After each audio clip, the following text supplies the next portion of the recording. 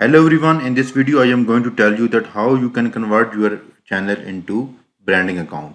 So for that purpose, simply log in your YouTube channel and then you have to click on this icon and then you have to scroll down. Here you will see the setting option.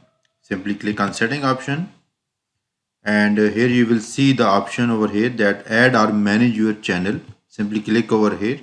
If you will see the one channel over here, simply click over here and you can create another channel so that you can move your original channel onto brand account. After that, you have to click on this advanced setting option. Then you have to click move channel to brand account. Simply click over here. Here you have to type the password.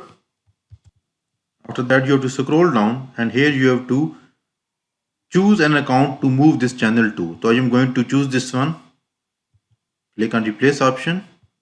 Here you will see the following thing will be moved toward your new channel. Click on I understand and wish to proceed. Then click on delete channel.